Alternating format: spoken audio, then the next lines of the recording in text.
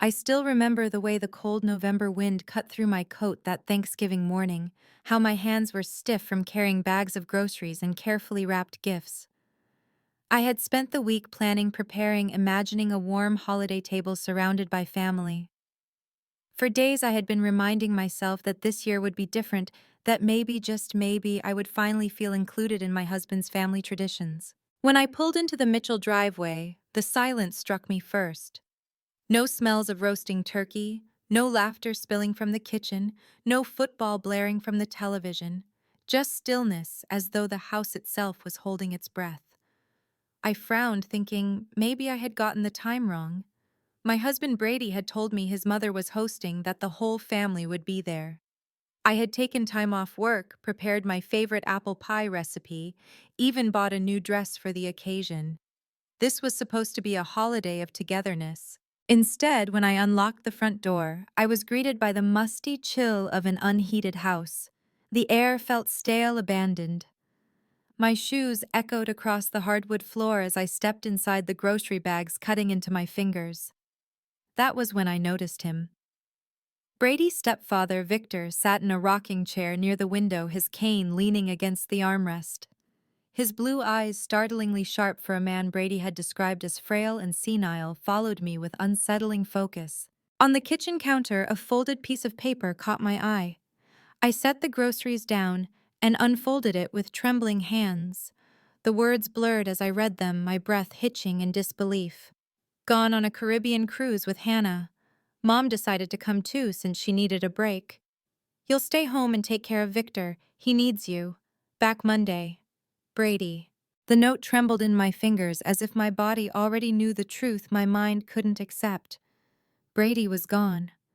Not just gone, he had left me behind deliberately. He had chosen Hannah, the woman from work he had mentioned a little too often, whose name had always lodged like a thorn in my chest. And his mother, Elaine, had joined them, abandoning not only me, but Victor as well. They left you with the dirty work, didn't they? Victor's raspy voice startled me.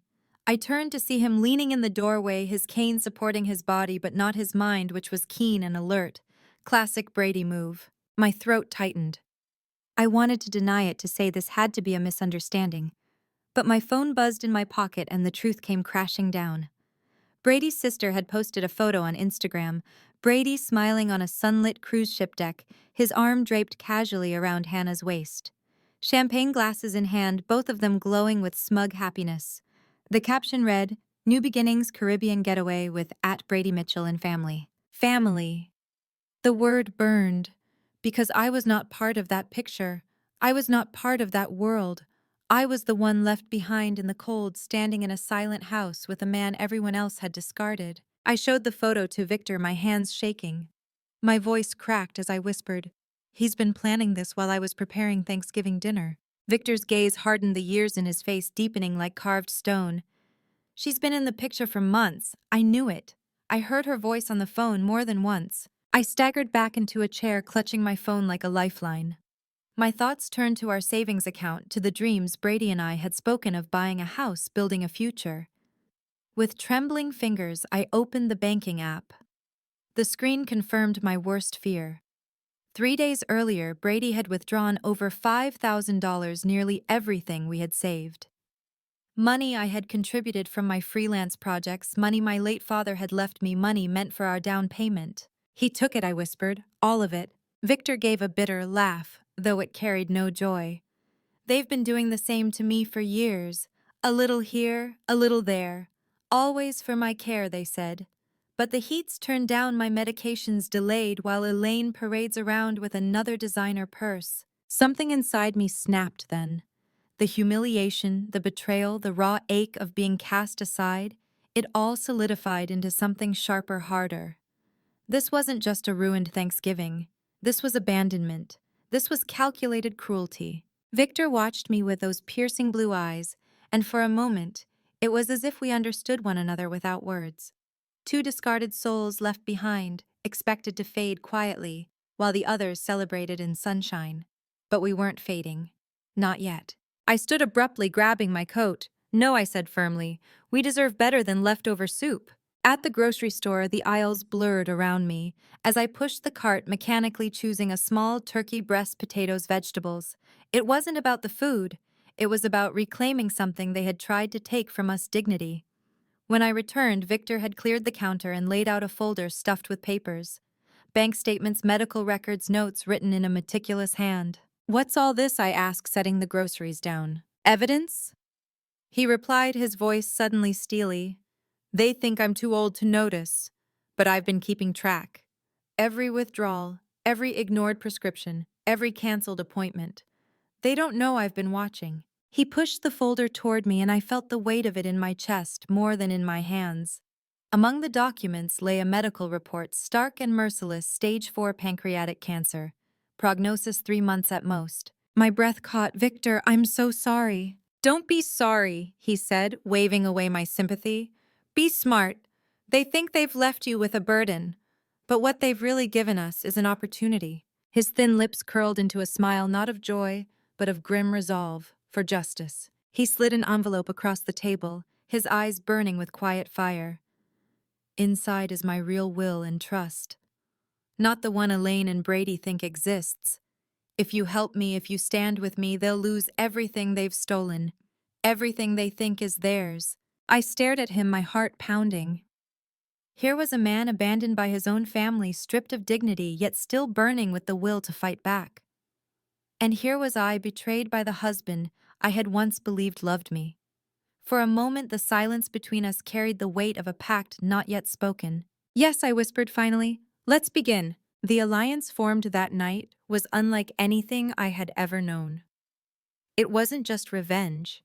It was survival. It was two broken people finding strength in one another's refusal to be erased. And as I prepared our modest Thanksgiving dinner, the scent of roasting turkey filling the kitchen that had once smelled only of neglect, I realized something: the family I thought I had lost was nothing compared to the unexpected bond I was gaining. That night, the turkey breast roasted quietly in the oven, filling the house with a warmth I hadn't felt in months. The ticking clock on the wall seemed to keep time with my heartbeat. As Victor and I sat across from each other, the folder of evidence spread out between us like a battlefield map. I kept rereading the same numbers, the same transfers, the same careless withdrawals. Money funneled into joint accounts that never seemed to pay for Victor's care. Medical appointments canceled in favor of luxury trips.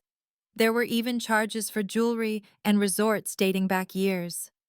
My fingers trembled as I traced the lines of each statement, realizing that Brady and his mother hadn't just abandoned me this holiday, they had been weaving this betrayal for a long time. "I don't understand," I whispered, tears of frustration threatening to spill. "Why? Why would they treat you this way? You raised him. You gave him a home." Victor leaned back, his frail frame supported by the chair, but his eyes gleamed with clarity. "Because greed makes family unrecognizable. To Elaine, I was never her husband. I was the man who stood between her and complete control. And to Brady, I was never his father. I was the step he tripped over on his way to power." His words cut deep because in them I heard the echo of my own situation. To Brady, I hadn't been a partner. I had been a placeholder, a convenient someone to manage his household until he found someone shinier to stand by his side on cruise decks. We ate in silence, the modest Thanksgiving meal, a strange comfort in the emptiness. The clink of forks and the crackle of the fire filled the space where laughter and conversation should have been. Yet there was no sadness in Victor's eyes as he raised his glass of water in a quiet toast. "To those who think they've won," he said simply. I touched my glass to his. "And to those who rise after being left behind." When the plates were cleared and the house fell into the heavy quiet of night, I found myself unable to sleep. I lay awake on the guest bed, staring at the ceiling, the shadows from the street lamp carving patterns across the plaster. My mind raced with questions. What would I do when Brady came back? Confront him? Leave him? Could I even face him without breaking apart? But then, stronger than the fear, came the thought of that folder downstairs. Evidence. Proof. A weapon. And I realized that for the first time in months, I wasn't powerless. The next morning, Victor was already at the kitchen table, sipping black coffee and reviewing the papers as if they were scripture. His thin hands were steady, his jaw set with quiet determination. "I've already spoken to my lawyer," he said, sliding a card toward me. "Trustworthy, discreet. Elaine doesn't know about him." I took the card, my fingers brushing against the embossed name. A seed of hope took root inside me. Victor leaned forward, lowering his voice. "You have to understand, Elaine and Brady think they've trapped us. They think you'll wait here obediently and I'll fade quietly into the background. But what they've given us is time. Time to prepare." His words steadied me like stones placed beneath trembling feet. For so long I had thought of myself as someone things happen to. Betrayed, humiliated, forgotten. But sitting there across from Victor, I felt the stirrings of someone new, someone who could act. Later that day, I called the lawyer. His voice was calm, professional, without judgment. He explained how the trust had been altered years ago under Elaine's pressure, funneling most of Victor's estate toward her children. But Victor had never signed away the final authority. There was still a path to restore his wishes, to protect what was rightfully his. When I hung up, my hands shook, not with fear but with adrenaline. This wasn't just about survival anymore. This was about justice. That evening, Victor shared more than I expected. He spoke of the early years of his marriage to Elaine, of her cold ambition cloaked in charm. He told me how she had dismissed his cancer diagnosis as inconvenient, how Brady had followed her lead, avoiding responsibility with the same polished smile he wore in every Instagram photo. "Family should be where you find shelter," Victor said softly. "But with them, I found only storms. And now you know the same truth." His words pierced me. I thought of the years I had spent trying to win Elaine's approval, the countless dinners where I had smiled too brightly, spoken too carefully, hoping she would finally accept me. I thought of Brady's excuses, his late nights, his distracted eyes. And I realized I had been building a home on sand, watching it crumble, while convincing myself the foundation was solid. By the third day, Victor and I had become unlikely allies in a war we hadn't chosen but refused to lose. We sorted documents, highlighted transactions, pieced together timelines. Each discovery was another nail in the coffin of their deception. But beneath the plotting, there was something else growing, a quiet companionship. Victor began to ask about my childhood, about my parents, about the life I had before Brady. And I found myself telling him stories I hadn't shared in years, about my father teaching me how to ride a bike, about my mother's laughter echoing through the kitchen. For the first time, someone listened without judgment, without comparison, without dismissal. He didn't see me as an outsider or a disappointment. He saw me. On Sunday evening, as the sun dipped low and painted the sky with streaks of orange and purple, Victor and I sat in the living room, surrounded by stacks of evidence. My phone buzzed on the coffee table. A message from Brady. "We'll be home tomorrow. Hope you've been taking good care of Victor." I stared at the words until they blurred. Rage simmered in my chest, but underneath it was something colder, sharper. "No," I thought. "I haven't been taking care of Victor for you. We've been taking care of each other." Victor must have seen the fire in my eyes because he smiled faintly. "They think tomorrow is the end of our waiting.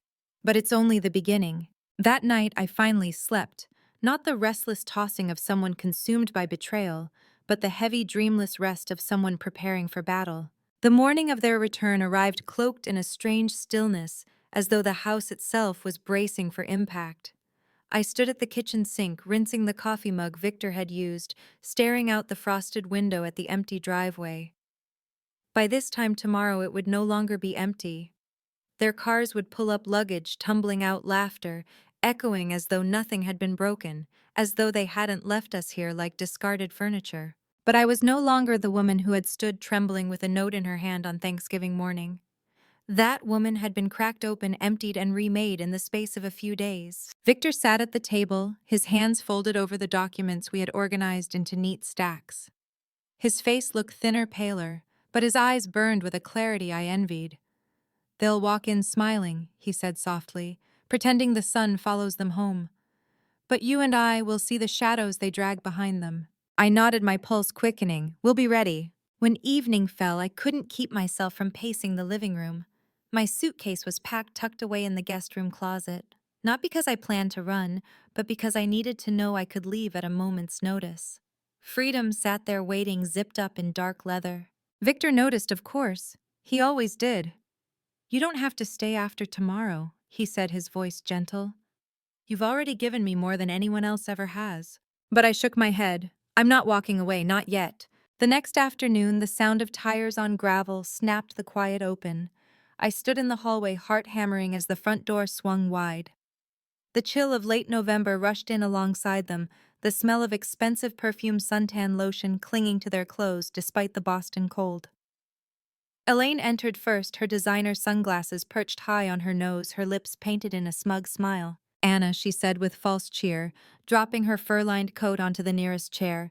You've been such a dear helping with Victor. I knew you'd understand. Family obligations and all that. Her words scraped against my chest.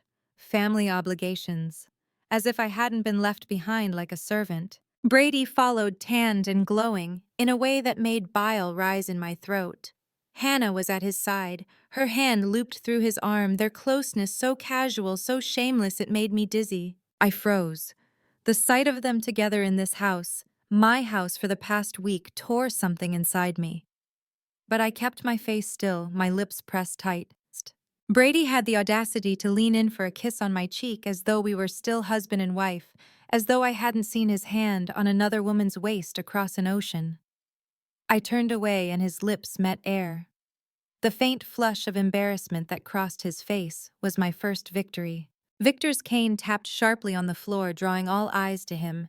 He stood in the doorway, frail yet unyielding, his presence suddenly commanding. Elaine, he said, his voice steady a word. Elaine turned, her smile faltering at the tone. Now we just got in. Now. The authority in his voice silenced even her.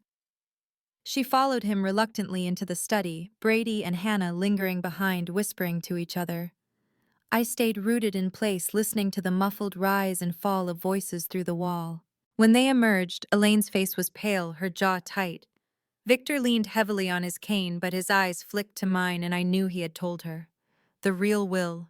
The evidence. The end of her empire. What have you done? Elaine hissed, her composure cracking. What should have been done years ago, Victor replied. Justice. Brady's confusion turned quickly to anger. Dad, what is this, some game? Victor's laugh was bitter. Not a game, son, a reckoning. Brady's gaze snapped to me then, as if searching for someone to blame. His voice rose sharp and ugly. You did this. You poisoned him against us. The accusation hit me like a slap, but I stood firm. No, Brady, you did this to yourself, when you left me behind, when you took our savings, when you chose her. My eyes flicked toward Hannah, who shifted uncomfortably under the weight of the truth. Brady's face flushed red, his fists clenching. You don't understand. I understand perfectly. I cut him off, my voice shaking but loud. I was never your partner. I was a placeholder. And you thought I'd stay silent, but I won't. Elaine's voice sliced through the tension. Victor, this will not stand. I won't let you throw everything away for her. For her, Victor's cane slammed against the hardwood, the sound echoing. This isn't about her. This is about me. About the years you drained me dry, the dignity you stripped away piece by piece. Anna only gave me back the strength to fight. Something you never did. The room fell silent. For a moment, the only sound was the ticking of the old clock, each second loud and heavy. Finally, Elaine turned on her heel, her heels striking sharp against the floor. You'll regret this, she spat, her voice trembling with fury. She stormed out, Brady and Hannah trailing after her. The door slammed, the house trembling in the echo. Victor sagged into his chair, his chest heaving with exhaustion. I rushed to his side, fear surging. Are you okay? He gave me a weak smile. Better than I've been in years. That night I sat beside him as he dozed, the fire casting long shadows across his worn face. I thought about the years wasted on Brady, on Elaine, on trying to prove my worth to people who thrived on making me small. And I realized something powerful. Revenge wasn't always loud. Sometimes it was quiet. Sometimes it was the simple act of refusing to disappear. I touched the folder of documents resting on the table beside me, the weight of them grounding me. Tomorrow lawyers would be called, papers would be filed, truths would unravel. But tonight, in this quiet room with the crackling fire, I felt something I hadn't in years. Hope. The morning after their return, the house felt different. The air was thick, heavy with the residue of what had been said, what could no longer be unsaid. Victor sat at the breakfast table, his hands trembling slightly as he tried to lift his mug of coffee. I steadied it for him, and for a brief moment, his eyes softened. "You did well last night," he murmured. "You didn't let them crush you." But even as he spoke, I could feel the storm building. Elaine never accepted defeat easily, and Brady was his mother's son in every way that mattered. I knew they weren't finished. Sure enough, by noon the phone rang. Victor nodded for me to answer. Elaine's clipped voice came through the line, cold and controlled. "Anna, tell Victor I'll be bringing our attorney over this evening. We need to clarify some things before he makes a terrible mistake." Her words slithered through the phone, but I didn't flinch. "We'll be ready," I said simply before hanging up. Victor gave a short laugh, though it was tinged with weariness. "She thinks she can intimidate me. She doesn't realize I've been preparing for this moment for years." The rest of the day passed in a blur of anticipation. I went over the documents again and again, memorizing the patterns, the signatures, the inconsistencies that painted a picture of greed. Every transaction was a betrayal written in ink, and every piece of evidence was a reminder that I wasn't powerless anymore. When evening came, the front door opened with a gust of cold air. Elaine swept in her attorney close behind a man in an expensive suit with eyes that scanned the room like a hawk circling prey. Brady followed, his face tight, his jaw clenched. Hannah lingered near the door, her expression uncertain, her presence more shadow than support. Victor was already seated at the head of the table, the folder of evidence before him like a shield. His voice was weak but steady. "Sit down," he said. "Let's not waste time." Elaine's attorney began with polished politeness, but every word was sharp. He spoke of family duty, of obligations, of Victor's weakened condition. He suggested, thinly veiled, that I had manipulated him, that my presence had clouded his judgment. I felt heat rise in my chest, but Victor raised a hand, silencing me. "You underestimate me," he said to the lawyer. "I may be sick, but I am not senile. I know exactly what I'm doing. And I have proof." He pushed the folder forward. The lawyer hesitated before opening it, his eyes scanning the pages. His expression changed gradually, the smug certainty draining away, replaced by something harder to mask: unease. Elaine leaned over, snatching the documents from his hands. Her eyes darted across the lines, and for the first time I saw something break in her carefully constructed mask. "You've been keeping records," she hissed at Victor. "For years," he replied, his voice like gravel. "Every withdrawal, every lie, every theft disguised as care." Brady slammed his hand against the table, the sound startling in the silence. "This is insane. You're siding with her." He pointed at me, his face red with rage. "She's an outsider. She doesn't belong to this family." I stood slowly, meeting his glare with all the strength I had left. "You're right," I said evenly. "I don't belong to this family, not anymore. But that doesn't mean I'll let you erase me or him." Hannah shifted uncomfortably, her hand brushing against Brady's arm as if to calm him. But he shook her off, his eyes wild. "Everything we've built, you're going to throw it away for her. For a woman you barely know." Victor's voice cracked with both weakness and strength. "Better to trust a stranger who shows me dignity than a son who shows me betrayal." The words landed like a blow. Brady staggered back, his lips parting as though he had been struck. Elaine's face hardened into stone. She rose abruptly, gathering her coat around her. "This isn't over," she said, her voice trembling with fury. "We'll contest every paper, every signature. You won't win." Victor leaned back, exhaustion etching deep lines in his face. "Maybe not," he said softly. "But the truth has already been spoken, and that can't be undone." They left in a flurry of cold air and anger, their lawyer trailing behind them. The house fell silent again, the only sound the faint wheeze of Victor's breath. I sank into the chair beside him, my body trembling from the confrontation. He reached out his thin hand, covering mine. "You stood tall," he whispered. "Don't forget that." That night, as Victor slept in his recliner, I sat awake by the fire, staring into the flames. My mind replayed every moment: Brady's rage, Elaine's fury, Victor's quiet defiance. It wasn't over. The legal battle loomed ahead, and I knew it would be brutal. But I also knew something else. For the first time, I wasn't afraid. The days that followed blurred into phone calls, meetings, and paperwork. Victor's lawyer worked quietly, steadily, building a case that was stronger than Elaine could have imagined. The evidence was damning, the timeline clear. It wasn't just financial mismanagement. It was exploitation. It was neglect. Through it all, Brady tried to reach me. Texts, voicemails, promises laced with desperation. "We can fix this. I still love you. Don't do this."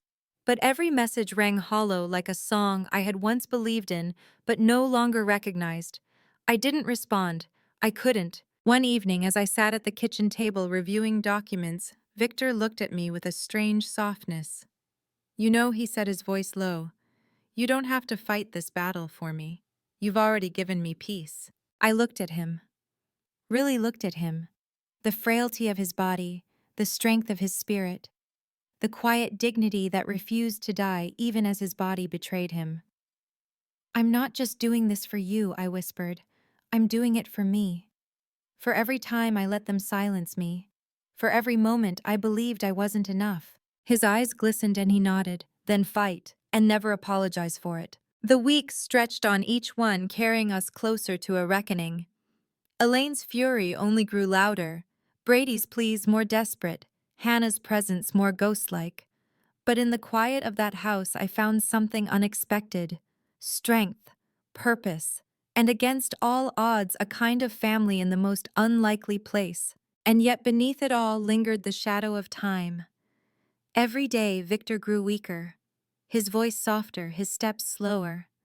The urgency pressed against me, a reminder that justice had to be won quickly before the man who had given me back my voice no longer had his own. The day of the hearing dawned gray and cold, the kind of morning that presses its weight onto your shoulders before you even step outside. I helped Victor into his suit, the fabric hanging loose against his thinning frame. He looked tired, impossibly so, but his eyes carried a brightness that startled me. "This isn't just for me," he whispered as I buttoned his jacket. "It's for every time they thought they could take without consequence. Today they'll learn." The courthouse smelled of old paper and polished wood, the corridors echoing with footsteps that carried secrets from one room to another. I walked beside Victor, his cane tapping softly every step, a reminder of his frailty and of the strength it took to show up.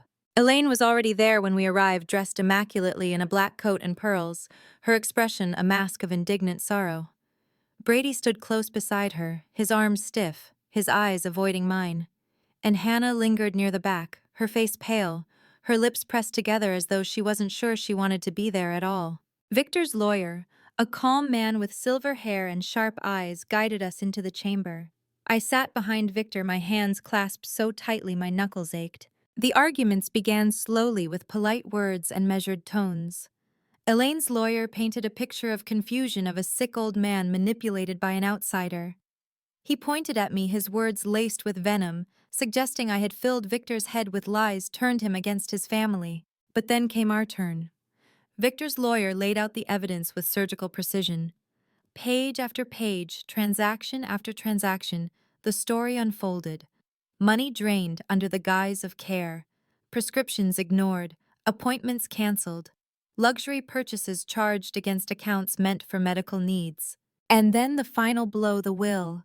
The real will.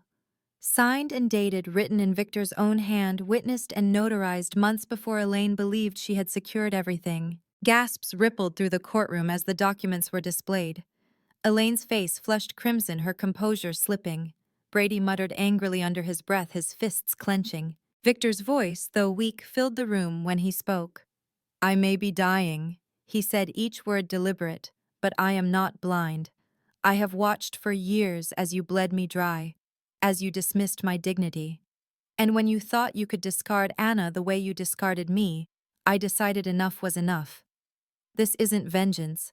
It's justice." Silence followed, heavy and absolute.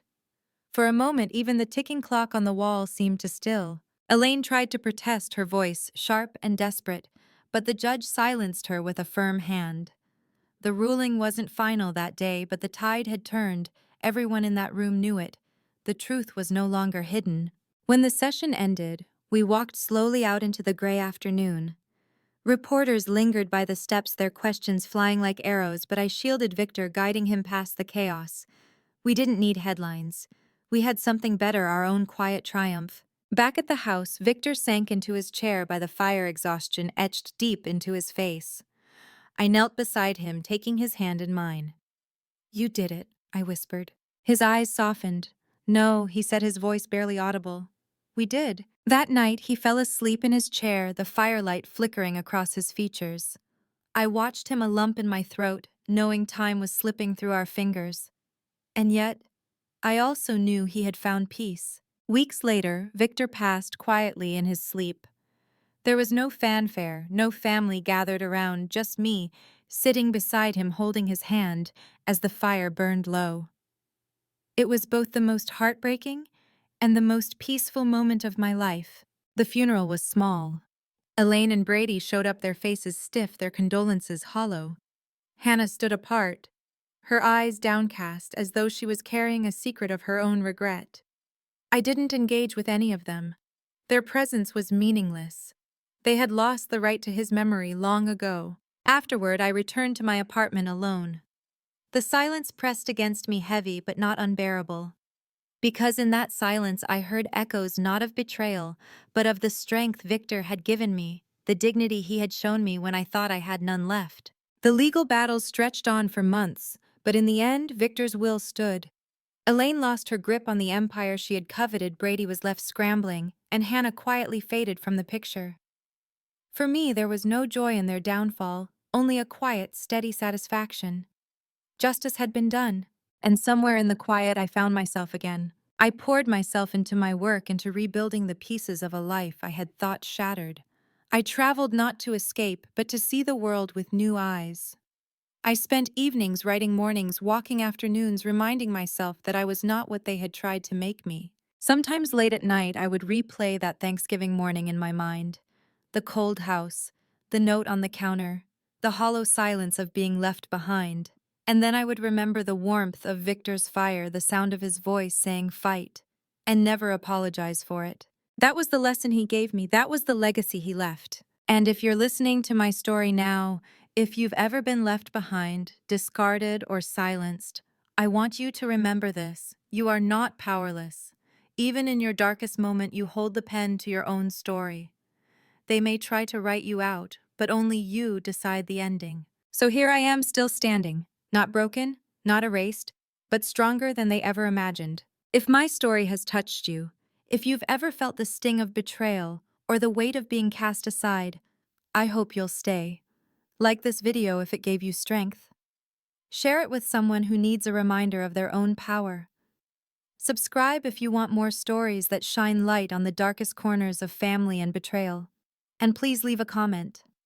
Tell me the moment you realized you were stronger than the people who tried to break you. Because sometimes the greatest revenge isn't fire or fury. Sometimes the greatest revenge is simply living free.